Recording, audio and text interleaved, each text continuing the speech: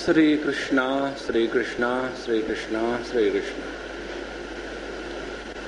गुरुर्ब्रह्मा गुरुर्विष्णुः गुरुर्देवो महेश्वरः गुरुः साक्षात् परब्रह्म तस्मै श्री गुरवे नमः।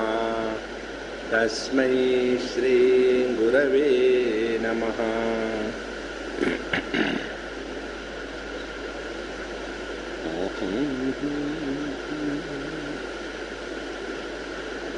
जब ज्ञान की बात करी जाती है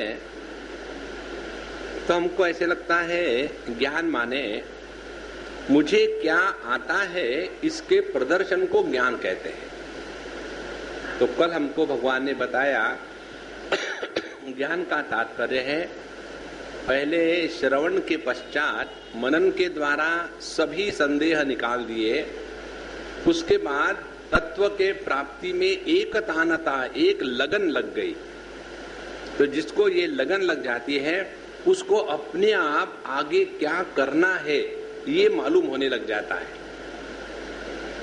और फिर जगत के बारे में कैसा विचार करना है कि कैसे ये शरीर 6 विकारों से युक्त है और इन सभी विकारों को प्रकाशित करने वाला जो तत्व है वह अविकारी है, इसके ऊपर ध्यान देते रहे। और जो वस्तु पहले बड़ी सत्य लगती थी अब उसका उसका जो मिथ्यात्व है वो समझ में आने लग जाता है। और उसके लिए भगवान ने बताया जो वस्तु पहले नहीं थी और बाद में नहीं रहेगी वो बीच में केवल प्रतीत होती है, होती नहीं। प्रतीति का अर्थ अभाव नहीं, प्रतीति का अर्थ है कि न होते हुए भी दिखना, जैसे सूर्योदय सूर्यास्त इत्यादि। तो ये सब समझ करके हम अपने स्वरूप में स्थित रहे, यही है साधना। ये होने के पश्चात अब उद्धव जी महाराज प्रश्न पूछते हैं। ये प्रश्न हम लोगों के लिए बड़ा अच्छा है। ज्ञानम विशुद्धम विपुलम यथैतद वैराग्य विज्ञानयुतम पुराणम आख्या ही विश्वेश्वर विश्वमूर्ते त्वद्भक्ति योगम च महद विमुरुग्यम। हे भगवान ये बताइए कि ये जो आपने वैराग्य और विज्ञान से युक्त जो ज्ञान बताया है वो दृढ़ कैसा होवे। देखो एक तो होती है जानकारी और दूसरी है उस जानकारी को हमने इस प्रकार से अपने जीवन में उतारा कि अब हमको कभी उसमें कोई हिलना नहीं है, दृढ़ता होनी चाहिए। तो ये ज्ञान की बातें जो हम कितने बार सुने हैं लेकिन दृढ़ क्यों नहीं होती, तो हमको बताइए इस ज्ञान को दृढ़ कैसे बनाया जाए।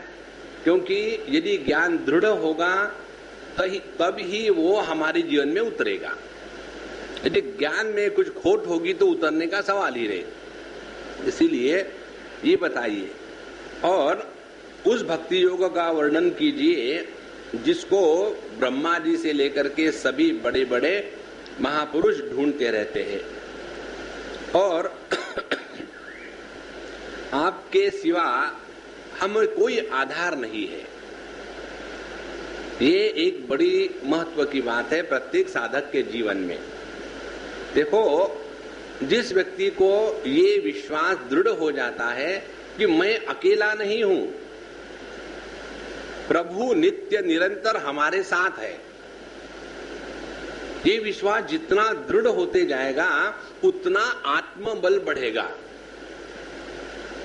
हमारे पास लोगों का बल है, पैसे का बल है, नाम का बल है, पॉलिटिकल बल है, लेकिन आत्मबल की कमी है। तो जैसे शारीरिक बल बढ़ाना हो तो क्या है, तो बढ़िया बढ़िया खाना खाओ, शारीरिक बल बढ़ेगा, मेहनत करो।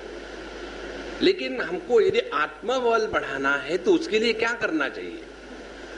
तो आत्मबल बढ़ाने की जो प्रक्रिया है ये प्रक्रिया है। हमको अपने हृदय में ऐसा दृढ़ विश्वास होना चाहिए कि हम चाहे स्वीकार करें या स्वीकार ना करें, परमात्मा हमारे साथ नित्य उपलब्ध है। देखो, जो साधारण भक्त है और जो असाधारण भक्त है, इन दोनों का फर्क क्या है? जो साधारण भक्त है वो ऐसा सोचते हैं कि यदि कुछ अच्छा हो गया तो भगवान की दया से अच्छा हो गया, और अपने अहंकार को जगाना नहीं, इसीलिए भगवान ने किया, अच्छा किया। तो अच्छा हुआ तो भगवान ने अच्छा किया, लेकिन जब कोई बात हमारे कहने के अनुसार नहीं हुई तो उसमें भी अच्छाई ही है। ये जब समझ में आने लग जाता है तब समझ लेना कि हमने भगवान के प्रति ठीक से समर्पण किया है। अच्छा, हमारा भला किसमें है? ये जितना परमात्मा जानते हैं उतना हम नहीं जानते, क्योंकि उनके सामने हमारी पूरी कुंडलिनी खड़ी है कि इसको क्या करना चाहिए, क्या नहीं करना चाहिए, किसके द्वारा इसका भला होगा, और उसके भलाई के लिए ही फिर भगवान हमारे जीवन में अच्छी बुरी घटनाएं निर्माण करते हैं। ध्यान से सुनना, इस सिद्धांत को स्वीकार करने से मनुष्य कर्म की जड़ता से उपरत होकर के चैतन्य के क्षेत्र में प्रवेश करता है। देखो, ये जो वारकरी संप्रदाय है या जो योग मार्ग का संप्रदाय है, जिसको उपासना कहते हैं, वे लोग कर्म को इतना महत्व नहीं देते, कर्म कांड को भी महत्व नहीं देते। सुबह सुबह उठेंगे, उठने के बाद बाथरूम हो आए और तुरंत अपने बिस्तर पर बैठ गए और बैठ करके मानसिक पूजा शुरू कर दी। पहले अपने भगवान का श्री गणेश आय नमः, और फिर अपने गुरु महाराज के जो भी स्तोत्र इत्यादि वो गा लिए, और वहीं बैठ करके सभी अंगन्यास कर लिया और भगवान का जप कर लिया। बाहर का कुछ भी आडंबर नहीं, मानसिक पूजा, मानस पूजा करने से सभी परमात्मा को हृदय में उतार लिए, और अर्घ्यम समर्पयामि, पाद्यम समर्पयामि, नैवेद्यम निवेदयामि, सबका सब अंदर हो रहा है, बाहर का कोई आडंबर नहीं है। तो ऐसा धीरे धीरे व्यक्ति जब भगवान के प्रति आसक्त होने लग जाता है तो जगत से अपने आप उपराम होने लग जाता है, और यही एक पद्धति है जिसके द्वारा कर्म के जड़ता से हट करके चैतन्य के क्षेत्र में हम प्रवेश कर सकते हैं। इसीलिए भगवान आपके चरण कमलों के सिवा और दूसरा कोई चारा नहीं है। यह दृढ़ विश्वास जब हृदय में जागृत हो जाता है तो ऐसे व्यक्ति का आत्मबल एकदम तगड़ा है।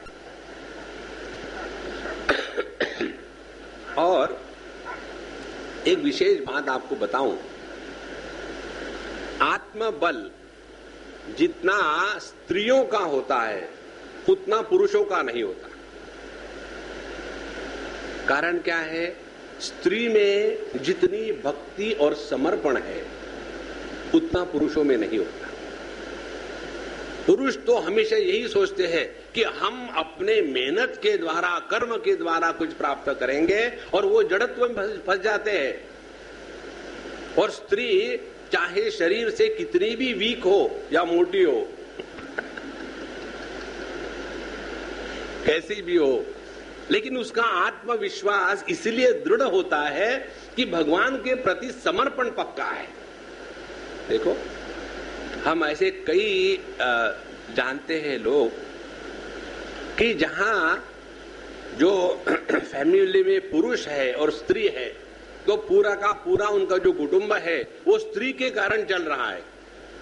पुरुष महाराज, गोबर गणेश, और कुछ नहीं है, क्योंकि आत्मविश्वास नहीं है। और आत्मविश्वास जिसका नहीं होता उसका परमात्मा पर भी विश्वास नहीं होता, क्योंकि आत्मा परमात्मा दो बातें थोड़ी, एक ही बात है। इसीलिए आत्मबल बढ़ाने के लिए जिस टॉनिक को लिया जाता है उस टॉनिक का नाम है भगवान के प्रति अटूट श्रद्धा। भगवान 12वें अध्याय के अंत में जाकर के बताते हैं कि जो व्यक्ति केवल श्रद्धा के द्वारा मुझको समर्पित होता है, चाहे जाने न जाने, तो ऐसा मेरा भक्त सभी भक्तों में श्रेष्ठ है। देखो, एक महत्व की बात, यदि हमने कुछ जान लिया और जानने के बाद यदि किसी को स्वीकार किया तो कौन सी खास बात है? देखो, और नहीं जानते हुए किसी को हमने स्वीकार किया तो उसमें लगता है आत्मबल। To take jump into darkness you require courage. Light लगा करके देखा ठीक ठाक है, हाँ फिर कूदे तो कौन सी खास बात है?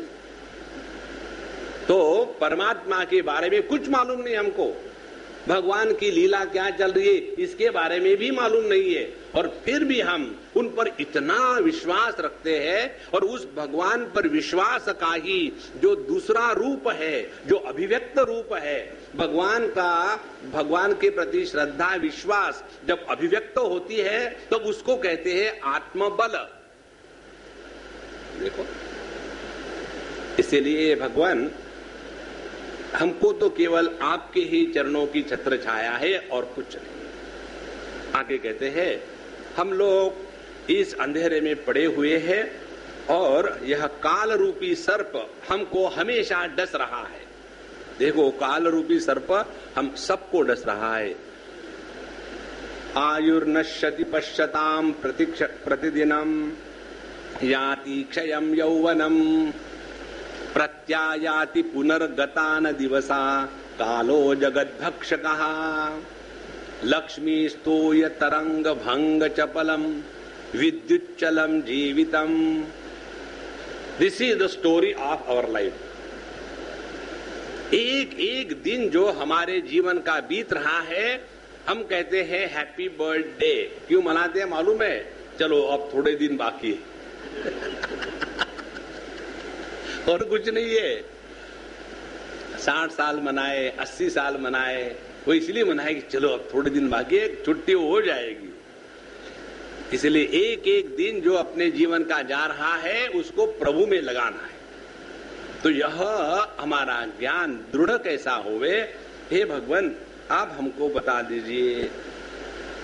तो भगवान श्री कृष्ण ने कहा, इत्थमेतत्पुरा राजा भीष्मं धर्मभृतांबरम अजात शत्रुः पप्रच्छ सर्वेषां नो शृण्वताम् निवृत्ते भारते युद्धे सुहृन् निधन विह्वलः श्रुत्वा धर्मान् बहून् पश्चात् मोक्ष धर्मान् पृच्छत तानहं तेभ्य धास्यामि देवव्रत मुखाश्रुतान् ज्ञान वैराग्य विज्ञान श्रद्धा भक्ति उपबृंहितान्।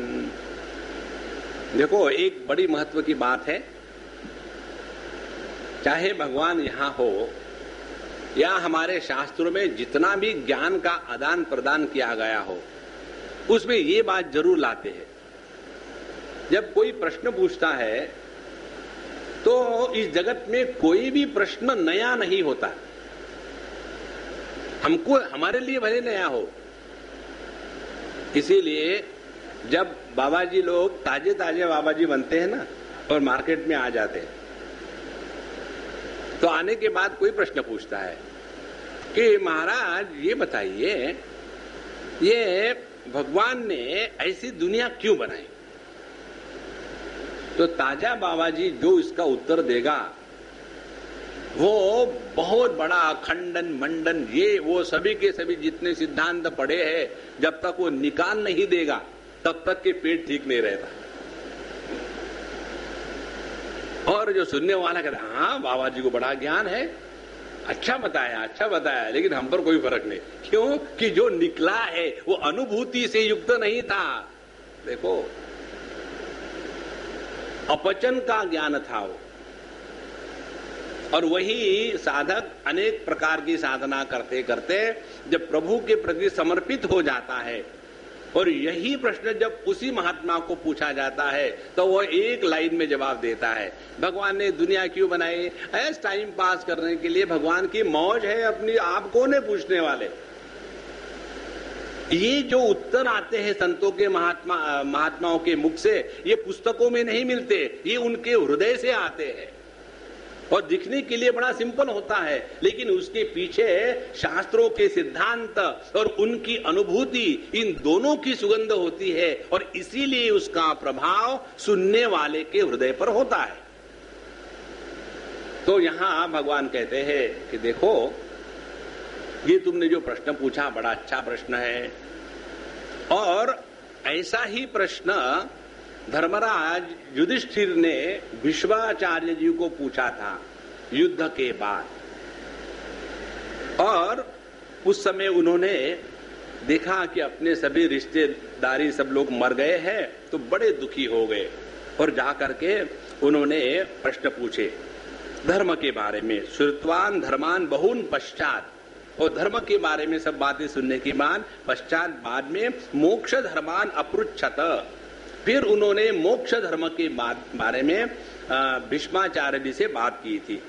और वही मैंने उस समय में वहां खड़ा था, तो देवव्रत भीष्माचार्य जी, इनके मुख से जो शब्द निकले थे वही मैं तुमको बताने जा रहा हूं।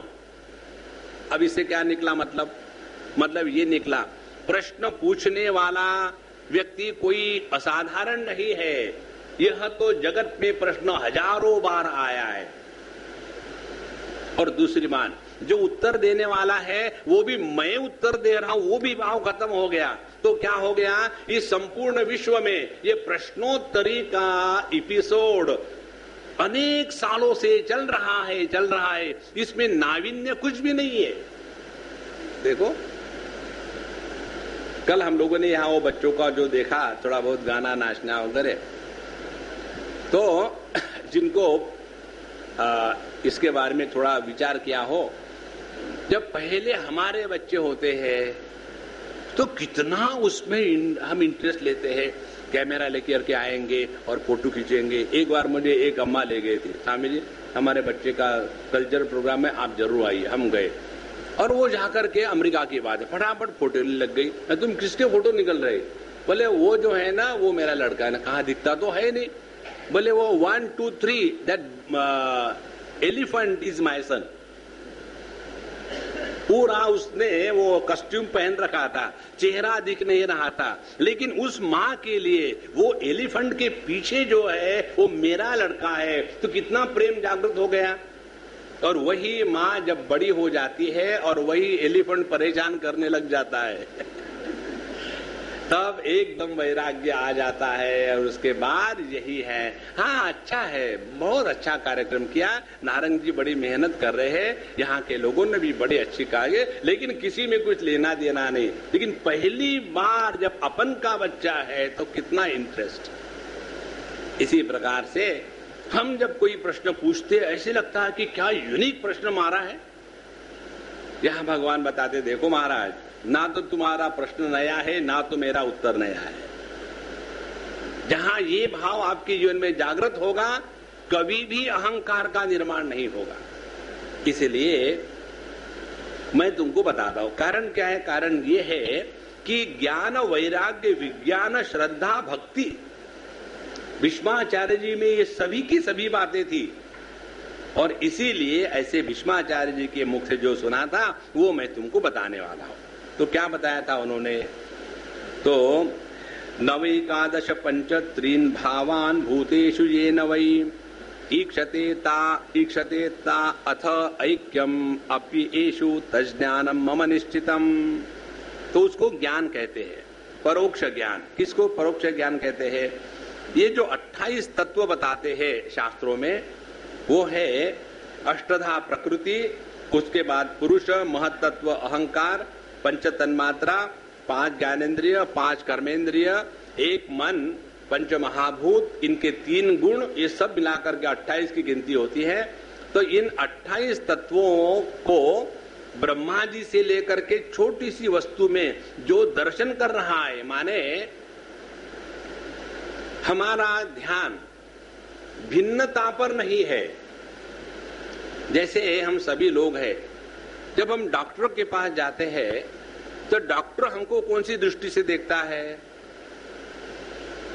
आ गया बकरा? नहीं, डॉक्टर देखता है इसमें उसके छाती में बाएं बाजू में हार्ट है, इसमें अमुक अमुक प्रकार की हड्डियां है, इसमें अमुक अमुक प्रकार की बातें सबके लिए सामान्य है। तो डॉक्टर जब एक पेशेंट के तरफ देख रहा है तो वो व्यक्ति को नहीं देख रहा है, वो केवल उसकी एनाटॉमी, फिजियोलॉजी और जो भी कुछ होगी, स्वास्थ्य, डिसीज, इन सबको देख रहा है। और ये जो दृष्टि है प्रत्येक पेशेंट में सभी उन्हीं तत्वों को देखना, इसको कहते हैं परोक्ष ज्ञान। तो जैसे किसी भी वस्तु को समझो, हमने इस फूल को देखा तो कैसे देखेंगे कि ये फूल क्या है? पंच तत्वों का बना हुआ है, इसमें विकार आएंगे, फिर ये नष्ट होने के बाद फिर इसके जो पंच महाभूत है वो अपने अपने स्थानों में निकल जाएंगे। तो ये जगत का जो औपाधिक ज्ञान है प्रकृति की प्रधानता से, उसको परोक्ष ज्ञान कहते हैं। और आगे बात कहते हैं कि इन सभी 28 तत्वों में जो एक परमात्मा तत्व अनुस्यूत है वह परमात्मा है। इस प्रकार से जिस ज्ञान में एकता का प्राधान्य होता है वही ज्ञान हमको परमात्मा के पास ले जाएगा, और जिस ज्ञान में अनेकता का प्राधान्य होता है वह ज्ञान हमको भौतिक शास्त्र में ले जाता है। यह जो भौतिक शास्त्र और आध्यात्मिक शास्त्र, इसका जो मूल फर्क है वो यही है। दोनों में भी इंक्वायरी है, दोनों में भी मेहनत है, दोनों में भी लगन है, लेकिन यह भौतिक ज्ञान जो है वो हमको अनात्म वस्तु के विश्लेषण में लगा करके उसमें सत्यत्व की प्रतीति कराता है और उसमें फंस जाते हैं। और वही लगन, वही सिंसियरिटी, वही पूर्ण रूप से उसमें उतर जाना जब आध्यात्मिक चीज को ले हो जाता है तब हम अपने स्वरूप को प्राप्त करते हैं। तो ऐसा मेरा निश्चय है। और जिसने एतदेव हि विज्ञान न तथा एकेन येन यत् स्थिति उत्पत्ति अप्यायन पश्येत् भावांतरि गुणात्मनाम आदावन्ते च मध्ये च सृज्या सृज्यम यदन्व्यान पुनस्तत् प्रतिसंक्रामे यदिच्छेत तदेव सत्। और फिर बताते हैं कि यह जो एक अनुगत परम कारण परमात्मा तत्व है उसको जिसने देख लिया है उसके बाद उसको ये जो 28 तत्वों का भिन्नता का ज्ञान है वो उस पर प्रभाव नहीं करेगा। और जितने भी इन 28 तत्वों के कार्य है, शरीर इत्यादि, ये 3 गुणों के बने हैं, उसमें अनेक प्रकार के अवयव है, उनकी उत्पत्ति स्थिति और चलती रहती है। इसके बारे में यदि हम विचार करने लगे तो हमारा ध्यान तत्व के तरफ जाएगा। और तत्व की तरफ कैसा जाएगा? यही विचार आता है हमारे मांडुक्य उपनिषद में, आदावन्ते च मध्ये च सृज्या सृज्यम यदन्व्यात्। जो वस्तु प्रारंभ में और अंत में कारण के रूप में स्थित रहती है वही सत्य होती है। देखो, आज सुबह सुबह जब हम कुछ कर रहे थे तो बड़ा सुंदर विचार प्राप्त हुआ। तत्व चिंतन किस प्रकार से हो सकता है? सुवर्ण उसके आभूषण बने तो ये जो अंगूठी है या नेकलेस है, ये अंगूठी नेकलेस कहां है? तो ये 2 स्थानों पर है। एक तो वो सुवर्ण में है और दूसरी वो हमारी जबान में है। उस सुवर्ण को अंगूठी कहना और उसको एक आकार विशेष प्रदान करना, यह तो वास्तविकता नहीं है। वास्तविकता नहीं है माने यह वस्तु नहीं है कि उसका नाम बदल सकता है, उसका आकार बदल सकता है, लेकिन उसमें होने वाला जो द्रव्य है सुवर्ण, वो ज्यों का त्यों है। इसीलिए जिसको जिसको हम अपने वाणी से स्पर्श करते हैं वो झूठ होता है। देखो कितने मजे की बात है। और जो झूठ होता है वो टिकेगा नहीं। इसी प्रकार से ये जो हमारा देह है या जितने भी हमारे नाते रिश्ते हैं वो टिकते नहीं, क्योंकि वो सत्य नहीं है। टिकता है एक परमात्मा तत्व, उसके तरफ यदि हमारा ध्यान लगा रहेगा तब जाकर के हम अपने आप को प्रभु के प्रति समर्पित कर रहे हैं। इसलिए जो कार्य में दिखता है और फिर जैसा का तैसा रहता है वही सत्य है, और उस साक्षी के अधिष्ठान के रूप में जब हमने उसको पहचान लिया तब जाकर के हमने परमार्थ वस्तु को समझा है, अन्यथा नहीं। अब इसको देखो, दो बातें इसमें बताई है। जिस वस्तु का हमको ज्ञान होता है वह वस्तु अनात्म भाव से ग्रहण हो गई और वो वस्तु भावात्मक होती है। इसको ठीक से समझ लेना।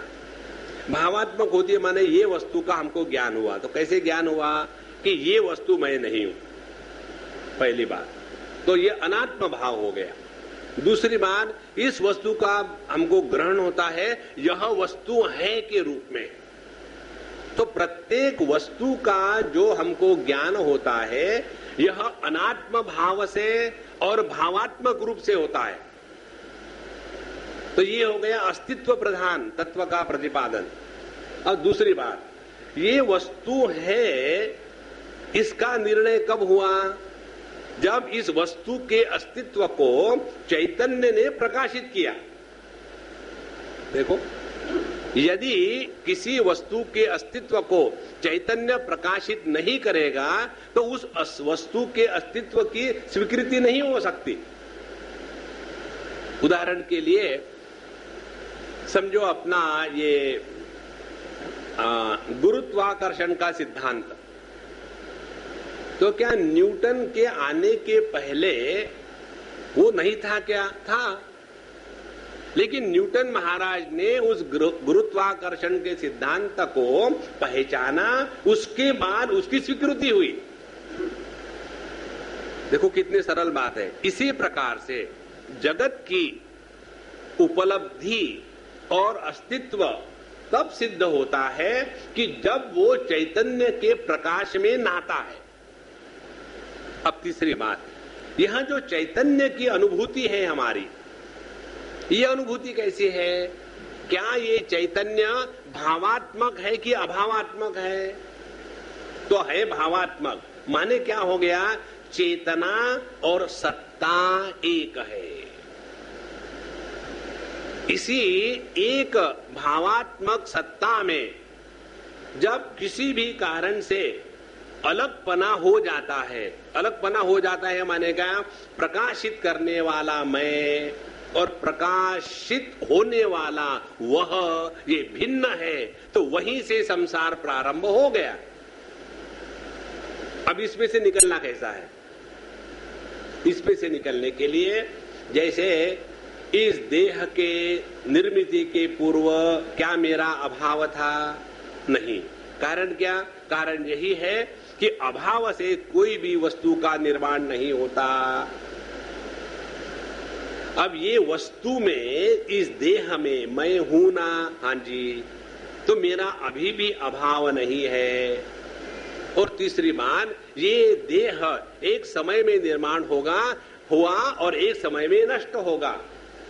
लेकिन इसके नष्ट होने के बाद भी मेरा अभाव है, ये किसी प्रकार से सिद्ध नहीं हो सकता।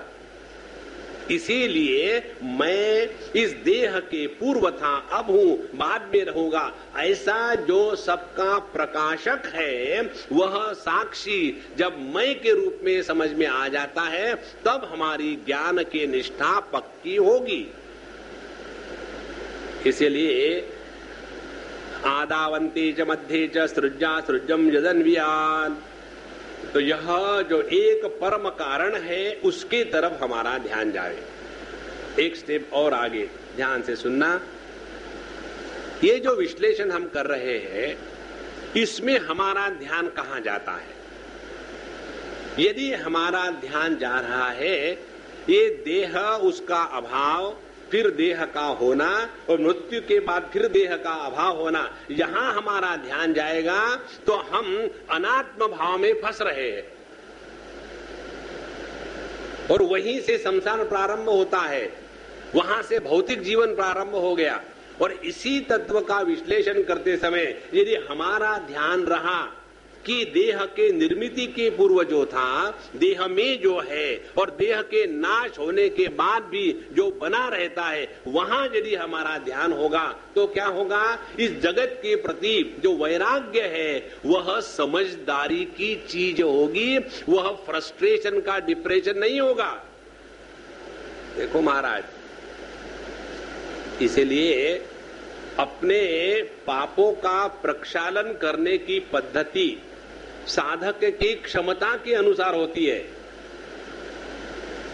जिस व्यक्ति को ऐसे लगता है पैसा ही सब कुछ है, उसके लिए पाप प्रक्षालन की विधि धर्मशास्त्र बताते हैं। किसी तीर्थ क्षेत्र में चले जाओ, वहां जाने के बाद बाबा जियों को भंडारा कराओ और बड़े बड़ी धर्मशालाओं को बांधो और वहां गरीबों को खाना खिलाओ। कारण क्या है, इस महात्मा को ऐसे लगता है पैसे के द्वारा सब कुछ हो सकता है। तो शास्त्र कहते हैं जैसी बीमारी वैसी दवाई। देखो, और जिसने ये समझ लिया है कि जितने पाप है वो इसी के हैं कि हमने अपने को ये देहवान मान लिया है, तो जहां हमने अपनी आइडेंटिटी को करेक्ट कर लिया है, उसके बाद ना तो कोई पाप करने वाला है ना तो कोई पुण्य करने वाला है। देखो, बृहदारण्यक उपनिषद बताती है, वहां इसी मंत्र को पंचदशी में 7वें अध्याय में बहुत विस्तार से बताया है। आत्मानं चेत विजानीयात् अयम अस्मीति पुरुषः किमिच्छन् कस्य कामाय शरीरम अनुसंज्वरेत्। जिस समय हमने अपने असलियत को योग्य प्रकार से पहचान लिया है, तो क्या उसके बाद उसके मन में कामना आ सकती है? और क्या ऐसे कामना करने वाला व्यक्तित्व निर्माण हो सकता है? माने जिसने स्वरूप को पहचाना है, उसके माध्यम से अभिव्यक्त होने वाली जितनी भी बातें हैं वो कामना की उत्पत्ति नहीं है, बल्कि परमात्मा की लीला चल रही है। और इसीलिए उनको ना तो अच्छे करने का अभिमान है और कुछ गलत हुआ, किसी को चाटा पड़ गया तो दुख भी नहीं है। देखो, यह जो पाप के निवृत्ति की प्रक्रिया शास्त्र में बताई है वो साधक की क्षमता के अनुसार। समझो, कोई व्यक्ति कर्म करने में बड़ा इंटरेस्ट लेता है और उसने कोई गड़बड़ी करी, तो फिर उसको पाप निवृत्ति के लिए क्या बताएंगे? पाप निवृत्ति के लिए बताए, देखो आपको कृष्णायन व्रत करना है। माने क्या करना है? सुबह सुबह ठंडे पानी से नहाना है जाड़े के दिनों में, और उसके पहले गाय को गेहूं खिलाना है, जौ खिलाना है, और फिर जब गाय वो गोबर करेगी तो गोबर को इकट्ठा करना है, और उस गोबर में से जो अनडाइजेस्टेड जितना निकला उतना ही लेकर के धो करके उतना ही खाना है। क्यों?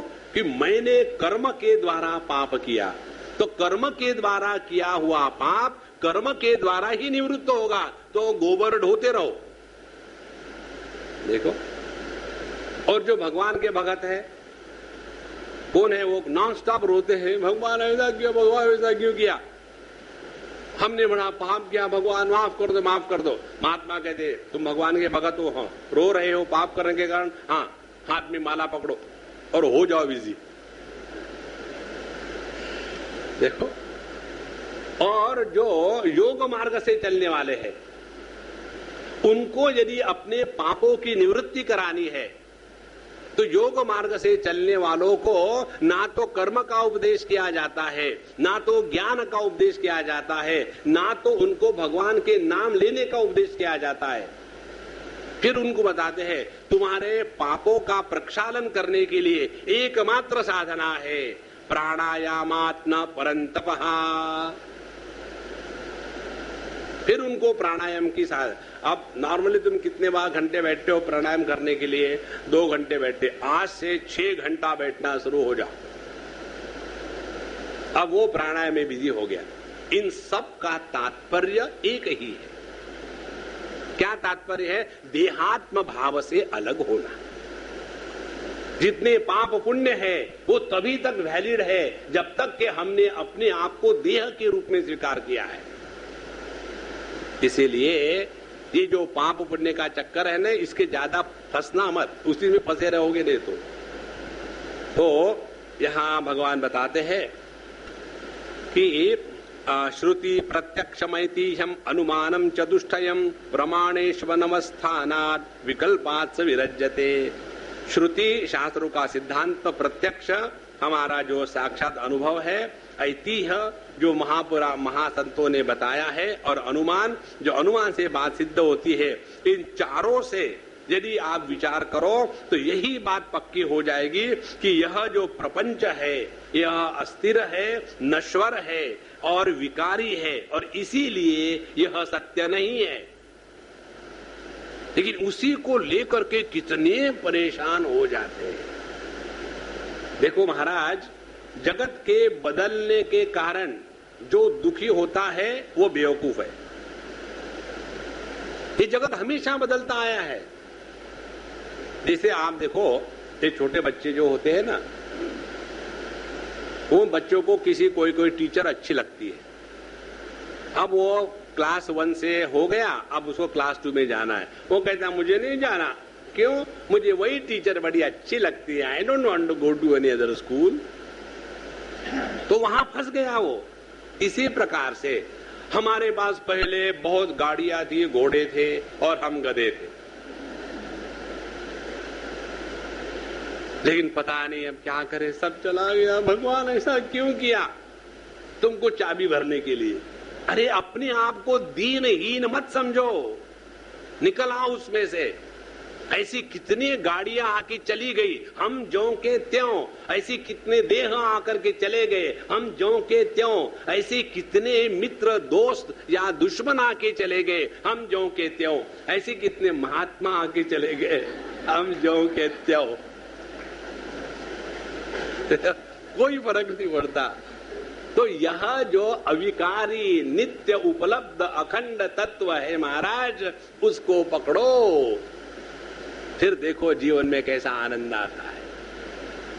तो सभी प्रकार से प्रमाणों का विचार करने से यही बात सिद्ध होती है कि जगत को लेकर के दुखी होना, इससे बढ़कर के बेवकूफी कुछ नहीं है। तो आगे कहते हैं कर्मणाम परमाणित्वाद आविरंचाद मंगलम विपश्चिन्नश्वरम पश्येत अदृष्टमपि दृष्टवत। इसीलिए विवेकी पुरुष को चाहिए कि स्वर्ग आदि फल देने वाले यज्ञादि कर्मों के परिणाम भी नश्वर होने के कारण ब्रह्मलोक पर्यंत सुख इत्यादि केवल अमंगल ही है, दुखदायी है, नाशवान है। कोई भी सुख ले लो आप अपने जीवन का, जो सुख प्रारंभ हुआ एक क्षण में, वो हमेशा टिकता नहीं, खत्म हो जाएगा। इसी को लेकर के देखो, इसको कहते हैं आध्यात्मिक चिंतन। अपने बच्चे कोई नया वीडियो गेम आया, mummy I want, mummy I want, उनको ले ला। कब तक उसको देखेंगे? मैक्सिमम 1 घंटा, 2 घंटे, 4 घंटे, फिर बोर हो, फिर दूसरा चाहिए, फेंक दिया। उसी प्रकार से कई घरों में जाके देखो, ये जो डॉल्स इकट्ठी करते हैं वो भी चाहिए, ये भी। इतनी डॉल्स इकट्ठी हो जाती है कि वो बच्चे को अपने कमरे में रहने की जगह नहीं, क्योंकि डॉलियों ने इकट्ठी हो गई वहां। और उसको समय बताओ ना कि मत लो, तो पूरा घर ऊपर नीचे कर लेगी। जो बात बच्चे करते हैं वही बुढ़ाऊ करते हैं, कोई फर्क नहीं है। मूर्खता एकदम यूनिक है। देखो, इसीलिए जगत में फंसने से कोई मतलब नहीं है, ये हमेशा ऐसा ही रहने वाला है। यही बात भगवान श्री कृष्ण ने अर्जुन को सबसे पहला कॉमन सेंस बताया था। एक हमारी नई पुस्तक आ रही है, उसका प्रोडक्शन शुरू हो गया है। उस पुस्तक का नाम है कॉमन सेंस उपनिषद। अब उसमें पूरी भगवत गीता में जितना कॉमन सेंस बताया है ना, वो सब आ रहा है। और जिसको जितना ज्यादा कॉमन सेंस होगा वो उतना ज्यादा आध्यात्मिक है, और जिसको जितना कम कॉमन सेंस होगा, माने जो जितना ज्यादा बेवकूफ होगा, माने जो ज्यादा जितना दुखी होगा, माने जो जितना ज्यादा अहंकारी होगा, माने वो केवल रोने का ही अधिकारी है, रोते रहो। देखो महाराज, तो भगवान बताते हैं अर्जुन को द्वितीय अध्याय में, मात्रा स्पर्शास्तु कौन्तेय शीतोष्ण सुख दुखदा आगमापायिना नित्याः तान् तितिक्षस्व भारत। हे अर्जुन, इस जगत की कोई भी अनुभूति ले लो, अमीरी की या गरीबी की, दोस्तों की या दुश्मनों की, स्वास्थ्य की या बीमारी की, जवानी की या बुढ़ापे की, कोई भी अनुभूति ले लो, उसमें कितने प्रकार हो सकते हैं? केवल दो, या तो वो सुख देगा या तो वो दुख देगा। जवानी आई, सुख आया, जवानी गई, दुख हुआ, बुढ़ापा आया, दुख हुआ, बुढ़ापा ले गया, सुख हुआ। देखो महाराज, और इसीलिए ये अनित्य है।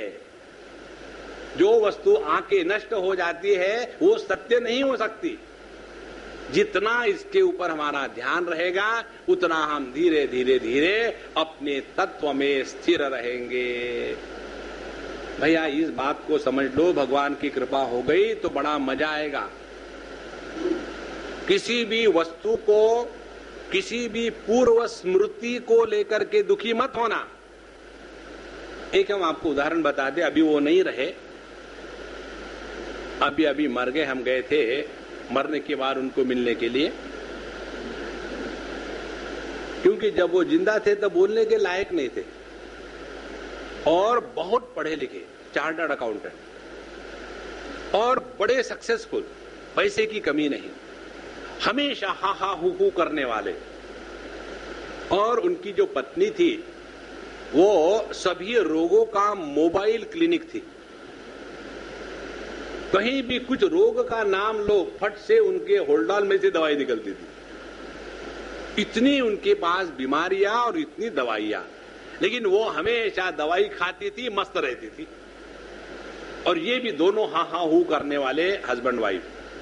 एक दिन ऐसा हुआ कि ये सुबह में उठी ही नहीं, क्योंकि रात को ही हरिओम हो गई थी। और सुबह में ये महात्मा जी उठे और देखा पत्नी हरिओम बोल गई है। गुजरातियों की भाषा बताऊं, ऑफ हो गई। गुजराती कहते कि वो हमारे दादाजी ऑफ हो गए थे। तुम्हारा मूड ऑन है कि नहीं कि तुम भी ऑफ हो गए? तो वो ऑफ हो गई। जब वो ऑफ हो गई, सुबह ये उठे महात्मा जी, और एकदम मानो इनके पैरों के नीचे से धरती निकल गई। एक ही घटना, और उसका उन पर इतना जबरदस्त प्रभाव पड़ा। उसके बाद वो 5-10 साल रहे एकदम वेजिटेबल के जैसे। वही बात को उन्होंने करोड़ों बार कहा होगा। वो रात को सोई थी, सुबह खत्म। जैसे उसका जप चल रहा है, हरे राम राम राम हरे हरे। रात को सो गई थी, सुबह खत्म। रात को सो गई थी, सुबह खत्म। दूसरा कुछ नहीं। देखो इसका कारण क्या है? इसका एक ही कारण है, जिस व्यक्ति ने अपने जीवन में, ध्यान से सुनना, जिस व्यक्ति ने अपने जीवन में कष्ट को नहीं देखा है वही ऐसा वीकलिंग बनता है। अपने लाइफ में नहीं सुनने की आदत होनी चाहिए और नहीं कहने की हिम्मत भी होनी चाहिए। जिसने जीवन में कभी नहीं सुना और जिसने कभी किसी को नहीं कहा, वो व्यक्ति एकदम बिल्कुल शक्तिहीन, बलहीन, सामर्थ्यहीन रहता है। ऐसे व्यक्ति में आत्मविश्वास नहीं होता। कारण क्या है? हमेशा मालूम है, मैं कहता हूं हो जाता, एक बार ना होवे तो एकदम हवा निकल गई। इसीलिए अपने जीवन में सुख दुख जब आते हैं ना, समझो पहले बहुत अच्छा था, अब खत्म हो गया, तो तैयार हो जाओ, अब ध्यान उस जगत से हटा करके अपने पास ले आओ। इसीलिए भगवान की कृपा किसको कहते हैं? शास्त्र के अनुसार जिसके द्वारा आपका मन अंतर्मुखी होकर के परमात्मा के चरणों में लग जावे, वो आपका मित्र है। और जिसके कारण आप भौतिक जगत में नष्ट होने को लग जाओ, वो आपका दुश्मन है। अब हम आपको एक उदाहरण देते हैं। पाश्चात्य देशों में, अमेरिका में ये जो अपने यहां जैसा है ना, ये schedule caste, schedule tribe, minorities, इनको नष्ट करने का प्रोग्राम चल रहा है, लेकिन इन विचारों को समझ में आता नहीं और इनको समझ में आने नहीं देते। कैसे नष्ट होने का प्रोग्राम चल रहा है, ध्यान से सुनो। यदि कोई व्यक्ति थोड़ा वीक है तो उसको स्ट्रांग बनाना चाहिए कि उसको सपोर्ट दे करके उसकी वीकनेस को मेंटेन करना चाहिए? देखो, आप ऑस्ट्रेलिया में चले जाओ, वहां जो एबोरिजिनल्स है, अब वो वहां के मूल रहवासी, बाहर के जितने भी व्हाइट लोग गए उनको दबा दिया। व्हाइट लोग जहां भी जाते यही करते हैं, उनको दबा दिया। अब वो जो है, अब हमको अपने ओरिजिनल लोगों को सेव करना है, इसीलिए उनको इतनी फैसिलिटीज है ना, उनको टैक्सेस है कुछ नहीं, और गवर्नमेंट से बहुत सारी ग्रांट्स मिलते रहती है, काम करने की आवश्यकता नहीं, और इसी के कारण वो और ड्रग्स में नष्ट हो रहे हैं और अपने आप की बर्बादी कर रहे हैं। गवर्नमेंट को कहने के लिए है, हमने उनके लिए फ्री स्कूल खोले, फ्री खाना है, फ्री मकान है, लेकिन इसके द्वारा उनके अस्मिता को खरीद लिया और उनको पैसे का गुलाम बना करके वीकली बना दिया है। उनको समझ में नहीं आता। यही बात अपने देश में हो रही है।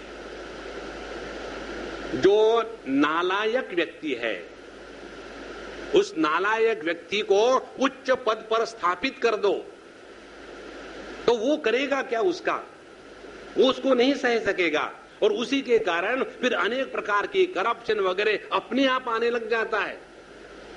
देखो, इसीलिए यदि हमको किसी को मदद करनी है तो उसकी जो कमियां है उसको हटा करके उसका आत्मविश्वास हमको जागृत कराना है।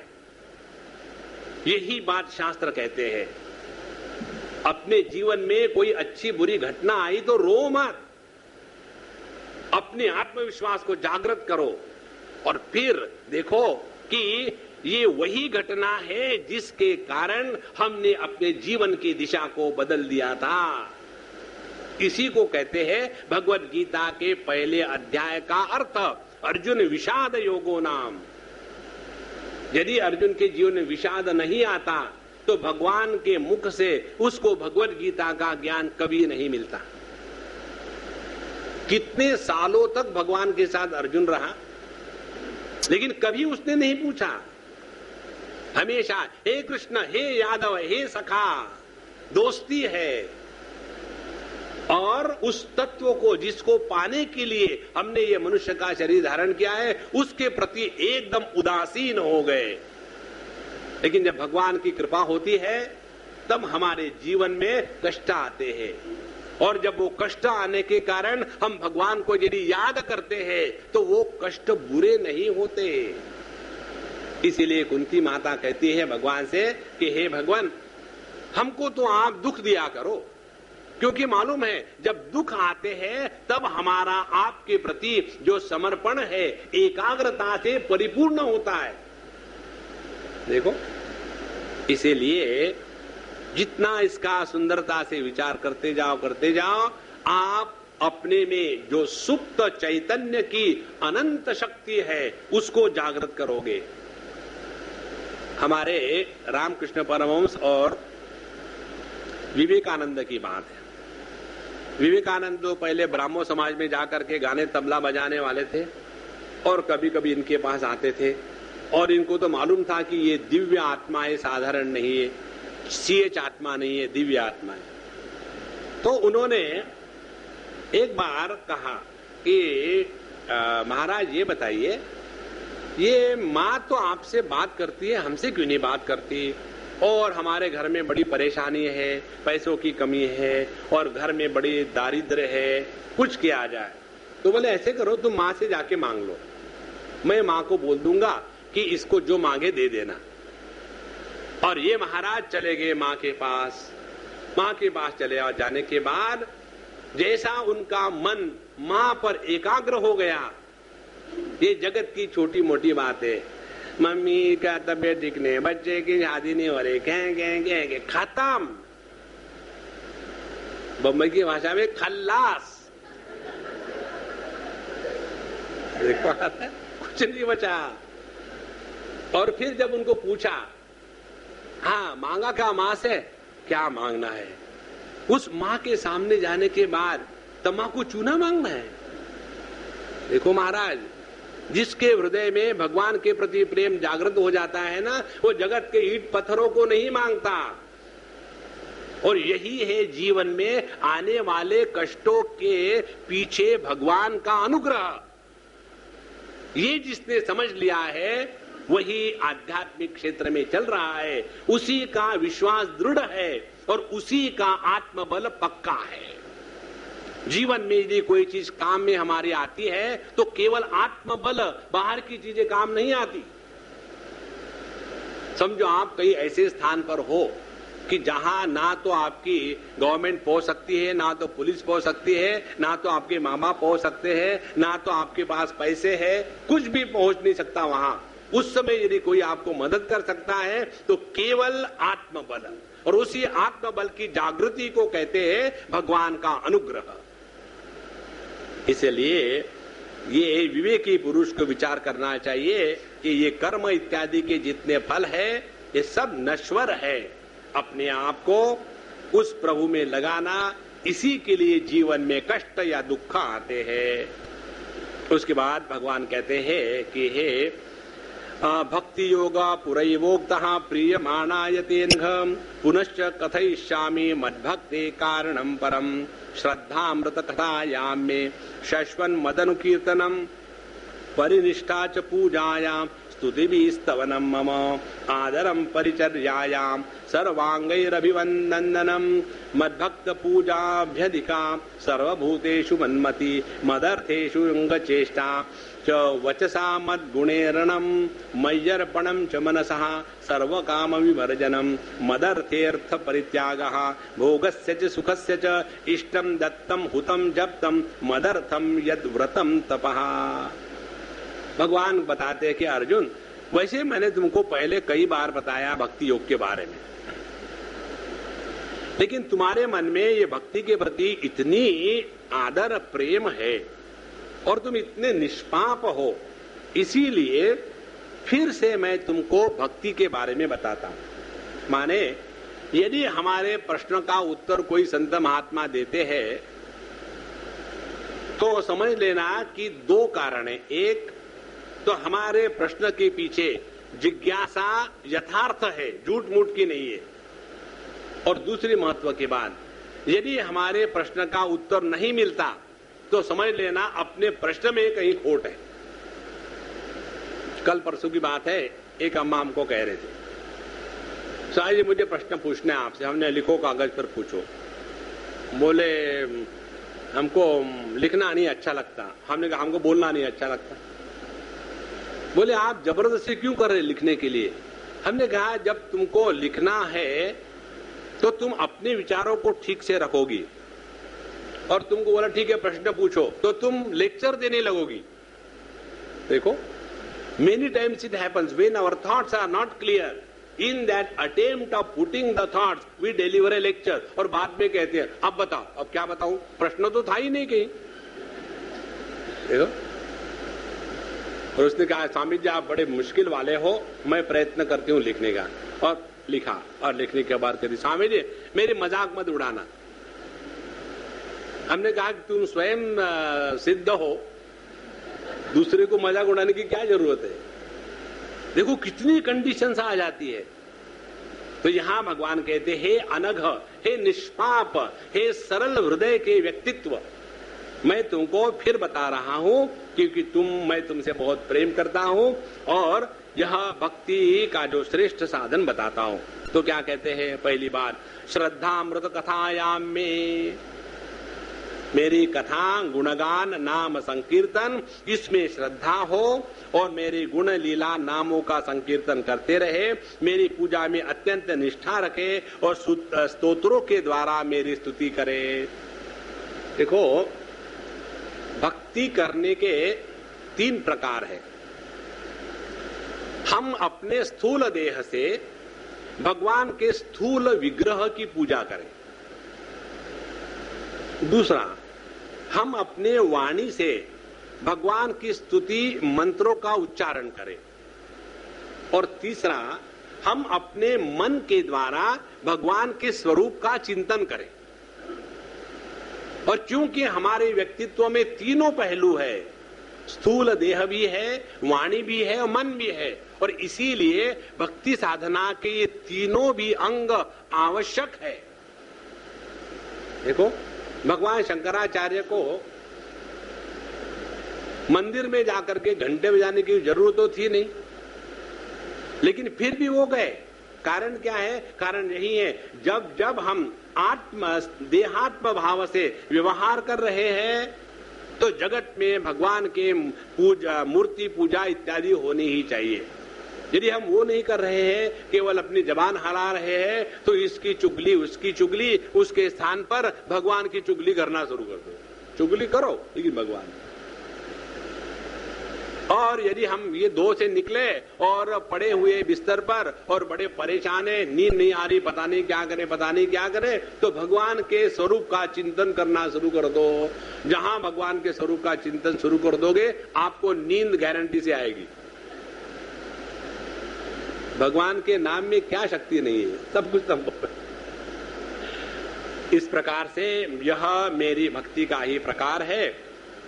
और आदरहा परिचर्याना, ये परिचर्यायाम, मेरे पूजा में सेवा में बड़ा प्रेम रखे और साष्टांग प्रणाम करते रहे, मेरे भक्तों की पूजा करे, क्योंकि मेरे भक्तों की पूजा से बढ़कर के मुझे और ज्यादा कुछ भी पसंद नहीं।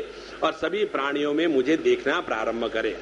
अपने जीवन की एक एक जो चेष्टा है वो केवल मेरे ही लिए हो। वाणी से मेरे गुणों का गान, मन से मुझे सब वस्तुओं को अर्पण कर दे, कामनाओं को छोड़ दे और मेरे लिए धन भोग प्राप्त सुख का परित्याग कर दे। और जो कुछ यज्ञ हवन दान तप जप तप किया जाए वो सब मेरे ही लिए किया जाए। इस प्रकार से इन धर्मों का पालन करते करते हम अपने आप को पूर्ण रूप से आत्मनिवेदित कर देते हैं। नैवेद्य, ये जो शब्द है ना, जिसको हिंदी में भोग चढ़ाना कहते हैं, नैवेद्य माने अपने आप को निवेदित कर देना। आत्मनिवेदन माने अपने व्यक्तित्व को, अपने अहंकार को भगवान के सामने भोग लगा देना। तो नैवेद्य को जो भोग कहते हैं, माने अब हम भगवान के भोग्य बन गए, हम भोक्ता नहीं है। जब हम भगवान के भोग्य बन जाते हैं तब अपने आप अपना समर्पण पूरा हो गया। जैसा वो चाहे वैसा हम रहेंगे। ऐसा करते करते धीरे धीरे हृदय में प्रेम भक्ति का निर्माण होने लग जाता है और उसके बाद उस व्यक्ति को जगत में और कोई वस्तु प्राप्त करने की इच्छा नहीं। जिसके हृदय में भक्ति जागृत हो गई है उसके हृदय में जगत की कोई भी कामना नहीं रहती। कामना रहित चैतन्य को परमात्मा कहते हैं। देखो, तो भगवान की उपलब्धि माने क्या? भगवान की उपलब्धि माने जब हमारे अंतःकरण में एक भी कामना का उदय नहीं होता, तो ऐसा कामना रहित अंतःकरण चैतन्य स्वरूप होने के कारण उस समय हम चैतन्य स्वरूप से स्थित है। जहां हमने अपने आप को मन रूप से स्वीकार किया, वहां देह तादात्म्य भाव, सुख दुख पाप पुण्य, इन सब का निर्माण होता रहेगा। आगे कहते हैं, यदात्मन्यर्पितम चित्तम शातम सत्वोपबृंहितम धर्म ज्ञानम स वैराग्यम ऐश्वर्यम चाभिपत्यते। इस प्रकार से धर्मों का पालन करने से चित्त में जब सत्व गुण की अभिवृद्धि होती है और वह शांत होकर के आत्मा में लग जाता है, उस समय साधक को धर्म ज्ञान वैराग्य ऐश्वर्य अपने आप प्राप्त हो जाता है। आगे यह जो संसार विविध कल्पनाओं से भरपूर है, लेकिन देखो तो इसमें कोई भी वस्तु नाम की वस्तु नहीं है। जैसे एक उदाहरण ले लो समझने के लिए, विवाह और डाइवोर्स। एक बार मुझे किसी ने पूछा था ये प्रश्न, स्वामी जी आपने जब भी ये डाइवोर्स की बात करी है मैं आपको नोट कर रहा हूं। क्या नोट कर रहे? बोले आपने डाइवोर्स के लिए कभी भी संस्कृत शब्द का प्रयोग नहीं किया है। या तो डाइवोर्स कहते हो या तो तलाक कहते हो, ऐसा क्यों? हमने कहा अब हमारी कमी है, क्योंकि हमारे शास्त्रों में शादी के बाद डाइवोर्स की प्रक्रिया स्वीकृत नहीं है, उपलब्धि भी नहीं है। ऐसे ने शादी के ही पहले निश्चय कर लिया पोस्ट वार क्या करेंगे। देखो, माने शादी करने के पहले डाइवोर्स की बात पक्की हो चुकी है। इसीलिए हमने कहा, हमने बहुत ट्राई किया संस्कृत शब्द ढूंढने के लिए, मिला नहीं। और फिर उसका कारण क्या हो सकता है? तो यही कारण है। अच्छा, जब हम किसी से शादी करते हैं और उसके बाद वो हमारी पत्नी हो गई, पत्नी हो गई माने क्या? किसी एक स्त्री को मेरी पत्नी है ये कल्पना ही तो की है। उसके बाद झगड़ा हो गया, डाइवोर्स हो गया, फिर दूसरी काउंटर कल्पना की, अब वो मेरी पत्नी नहीं है। माने कोई मेरी पत्नी है या पत्नी नहीं है, यह केवल मानसिक प्रत्यय है। देखो, और जो मानसिक प्रत्ययों पर रहते हैं वो मानसिक रोगी होते हैं, और जो मानसिक रोगी है वो कभी सुखी नहीं रह सकते। देखो महाराज, तो इस जगत में ये जितनी भी बातें हैं ना, कोई अपना है कोई पराया है, कोई अच्छा है कोई बुरा है, और कोई आवश्यक है कोई अनावश्यक है, केवल कल्पना मात्र, इसमें कोई तथ्य नहीं है। अब देखो, अपने बचपन में हम जिन वस्तु को लेकर के झगड़ा करते थे, पागल होते थे, अब बड़ा होने के बाद जब उसकी याद आती है तो आदमी को शर्म आती है। देखो मैं कितना बेवकूफ था। But why are you making it history?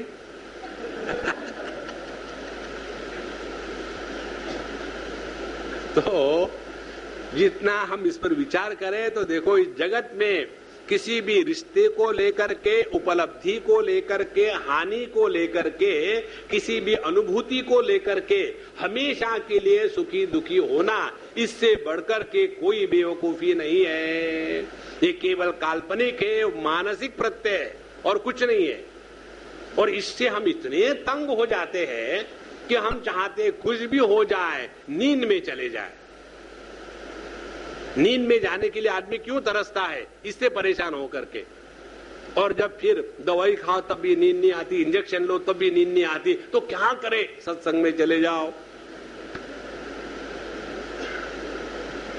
सत्संग में जाने के बाद बड़ों बड़ों को नींद आ जाती है। भगवान की यही तो कृपा है, आपको अपने जीवन के सुख दुख से दूर हटा दिया। तो यह जो संसार है विविध कल्पनाओं से भरपूर है, इसमें कोई भी वस्तु सत्य नाम की नहीं है। और जब हमारा मन इस असत्य जगत में इंद्रियों के साथ लग करके भटकने लग जाता है, तब उस चित्त में रजोगुण की बाढ़ आ जाती है। और जब रजोगुण की बाढ़ आ जाती है तो ये जो असत्य जगत है वही सत्य लगने लग जाता है। देखो, और जितना इसमें स्पष्टता का अनुभव आने लगेगा उतना धीरे धीरे धीरे बढ़ेंगे। देखो भैया, इसी एक चीज को समझ लो तो बहुत हमने आध्यात्मिक प्रगति कर ली। अब हम लोग शादीशुदा हो गए, बच्चे हो गए, बच्चे बड़े हो गए, उनकी शादियां हो गई, उनके बच्चे हो गए, अब खुले हो गए ना? नहीं, अब वो पोता आया, पोती आई, 24 घंटे उसी का नाम संकीर्तन चल रहा है। हट जाओ बाबा, हट जाओ, दूर रखो। एक हमारी अम्मा है दिल्ली में, और उसने मुझे पूछा, स्वामी जी अब हमारे लड़के की शादी है तो हमने कुछ किया, सब लोगों ने विरोध किया, लेकिन मैं डटी रहे, मैंने ऐसा ही किया। ठीक किया क्या? क्या किया तुमने? बोले उसकी शादी होने के पहले ही, इन दोनों की लव मैरिज है, शादी होने के पहले ही उन दोनों को कहा भाई अपने घर के अगल बगल में कहीं मकान ढूंढ लो, किराए पे ले लो, और शादी होने के बाद मंडप से डायरेक्टली अपने घर में जाओ, यहां आने की जरूरत नहीं, फ्रॉम डे 1। तो बोले मैंने, तुमने बहुत बढ़िया बात करी, इससे बढ़िया बात हो सकती नहीं। अब दोनों पहुंच गए, मियां बीबी, हम दो अकेले, आगे जाकर के हम दो हमारे पता नहीं कितने, तो वहां गए। और फिर दूसरे दिन फोन किया, बेटा सब ठीक ठाक है, क्या कर रहे हो? वो बर्तन साफ कर रही है और मैं झाड़ू लगा रहा हूं। संसार शुरू हो गया। नहीं तो वही है, बेटा बेटा आ जा, बेटी बेटी जा जा। छोड़ो चक्कर, अपने मन को प्रभु में लगाओ। तो जैसे हमको अपने संसार से तसल्ली नहीं हुई, अपने बच्चों के संसार में अपने को बर्बाद कर रहे। और ये क्या है? केवल मानसिक प्रत्यय, इसमें कोई तथ्य नहीं है। अब देखो, आप अपने माँ बाप को कितना रिस्पेक्ट करते हो या समय लगाते हो उनके प्रति। अब तो भगवान से प्रार्थना ही करते हैं स्वामी जी हम लोग, उठाओ इनको। वही बात अपने बच्चे अपने साथ करने वाले हैं। इसीलिए इससे सीखे और अपने मन को प्रभु में लगावे। नहीं तो हमेशा मेरा बेटा मेरी बेटी, मेरा बेटा, फंसे रहोगी जिंदगी भर। अच्छा महाराज, और जब इस प्रकार से रजोगुण के बाढ़ आ जाती है, असद वस्तु सत्य लगने जाती है, और फिर उस व्यक्ति के जीवन से धर्म ज्ञान सब कुछ समाप्त हो जाता है, और अधर्म अज्ञान मोह का ही वह धनी बन जाता है। वही उसके जीवन की अब प्रणाली बन गई।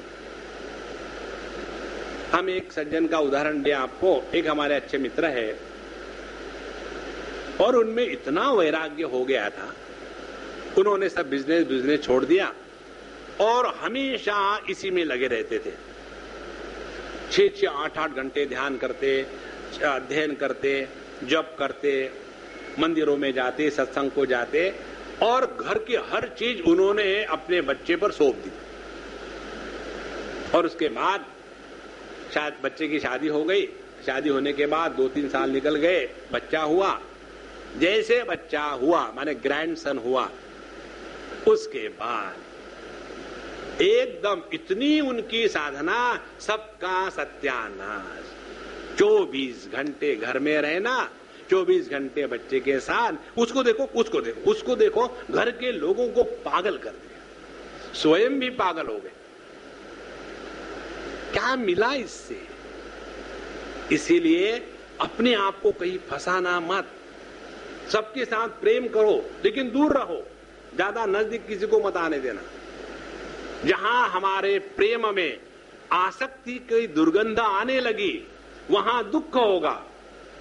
और जो प्रेम आपके आनंद के अनुभूति को टिका के रखता है, वही सत्य प्रेम है। उसको जागृत करे। और ये प्रेम जिसके हृदय में जागृत हो गया है, वो व्यक्ति किसी के भी साथ 2 क्षण भी रह ले, तो उसके संपर्क से अपने हृदय में जो आनंद की अनुभूति होती है, वो जगत के भोगों के माध्यम से नहीं प्राप्त हो सकती। इसलिए इस सब से निकलना है।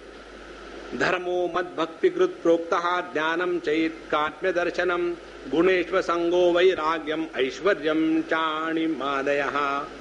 अभी सबका उपसंहार करते हैं। इसलिए हे उद्धव, धर्म किसको कहते हैं? बाएं हाथ मत छो, दाहिना हाथ मत छो, बिना पैर धोए घर के अंदर में मत जाओ, इसको धर्म कहते हैं? नहीं, कहते हैं धर्म किसको कहते हैं? जिसके द्वारा मेरी भक्ति जागृत हो जावे, वो धर्म है। देखो भगवान यहां भागवत धर्म का बात बता रहे हैं। और ज्ञान किसको कहते हैं? शास्त्रों के अध्ययन का बोझा ज्ञान नहीं है, ब्रह्मात्मक के बोध को ज्ञान कहते हैं।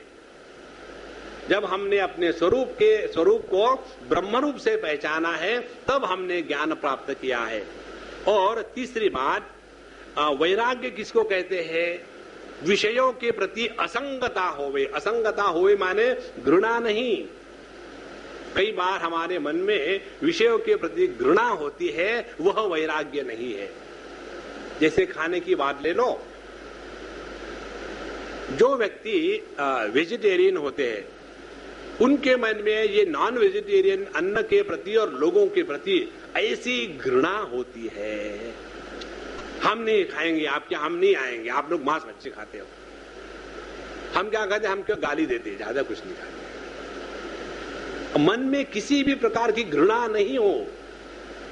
यदि कोई व्यक्ति खाता है तो खाने तो, जब तक आपको नहीं खाता ठीक है,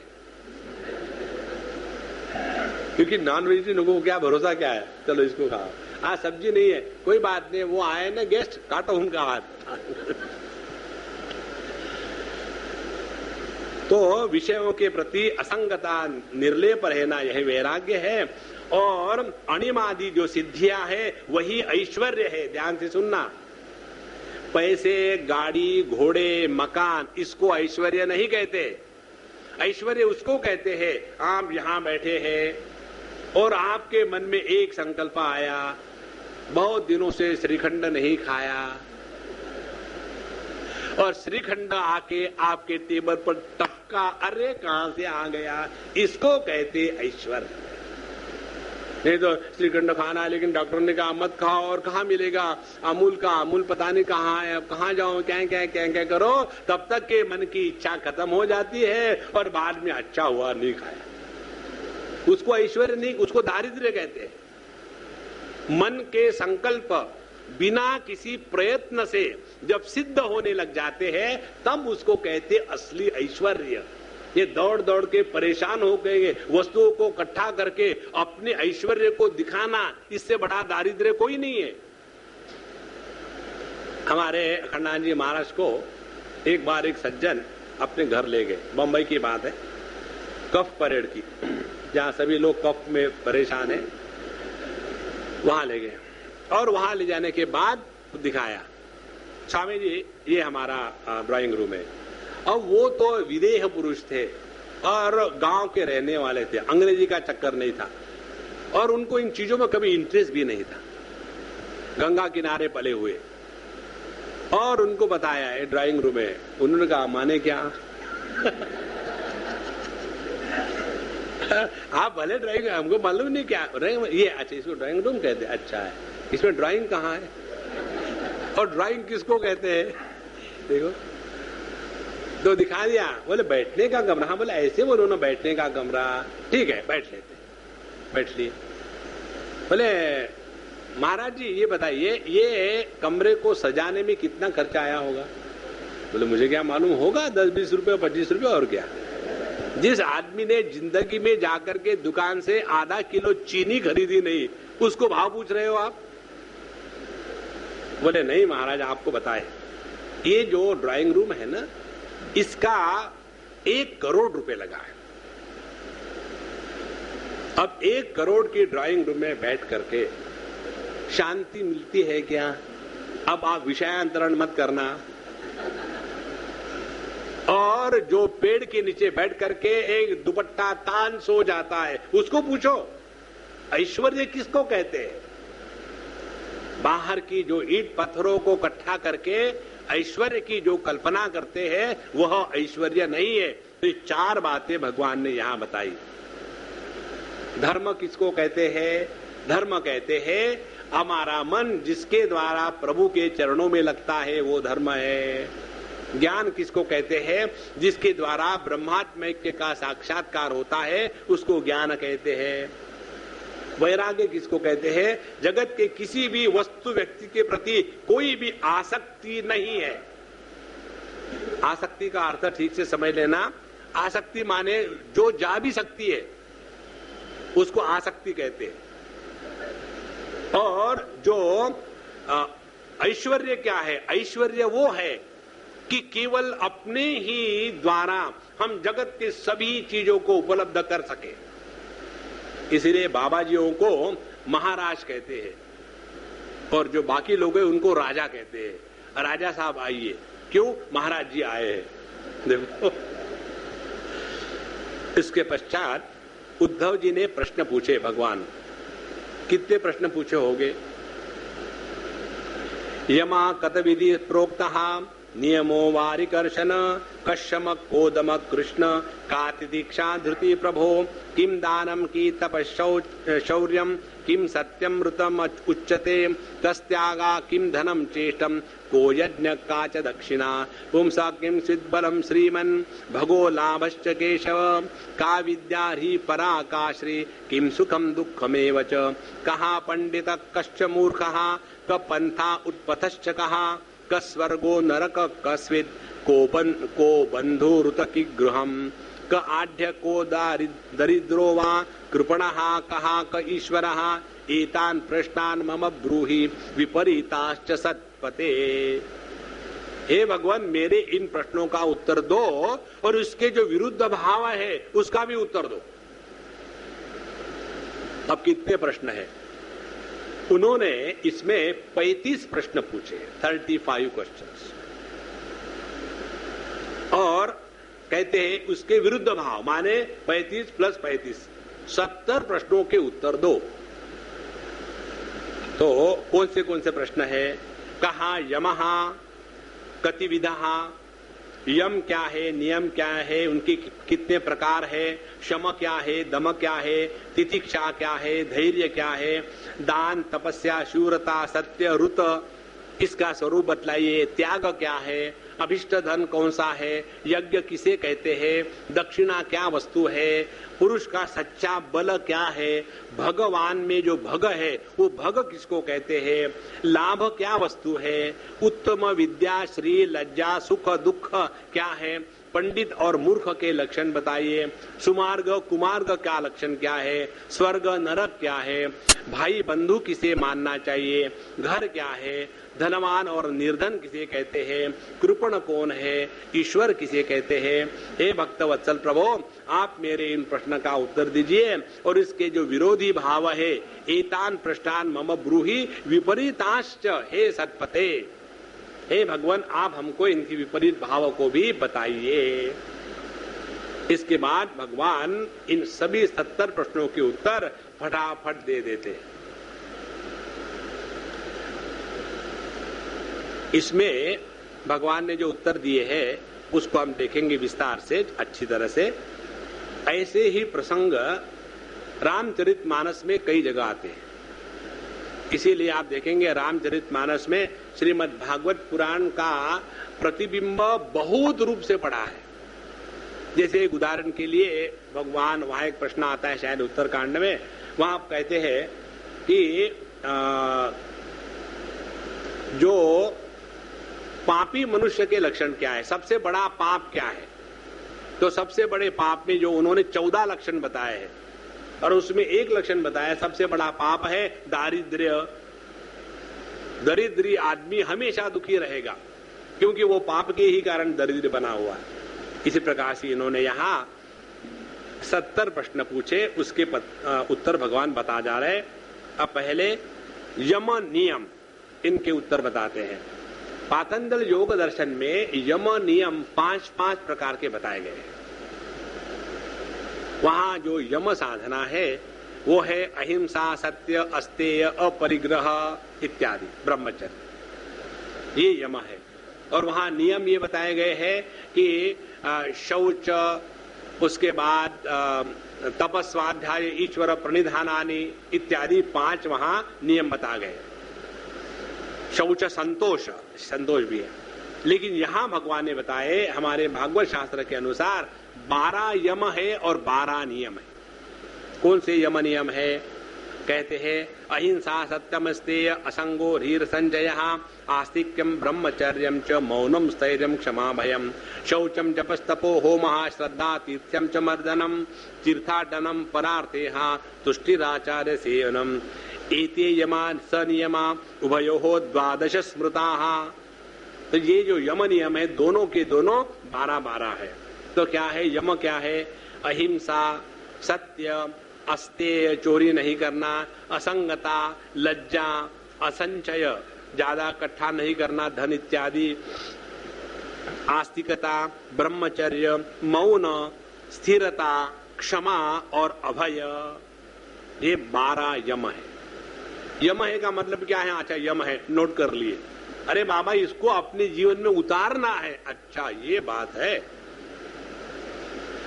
ऐसे नहीं कि निम्नलिखित प्रश्नों के उत्तर दीजिए।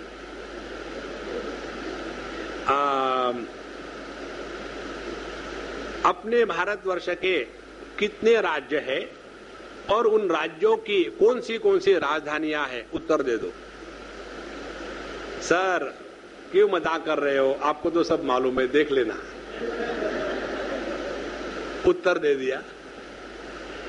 तो ये उसका अर्थ नहीं है। तो भगवान को इसलिए नहीं पूछा कि भगवान को देखते आता है कि नहीं देखते नहीं। और भगवान ने जो बताया है वो इसलिए बताया है कि वो अपने को जीवन में उतारना है। इसको ध्यान में रख करके पढ़े। अब अहिंसा, हम हर एक के बारे में 2-2 एक-एक लाइनें बताएंगे। और अहिंसा किसको कहते हैं? अपने वाणी, मन और देह, इसके द्वारा किसी को दुख ना पहुंचे, ये अहिंसा का व्रत है।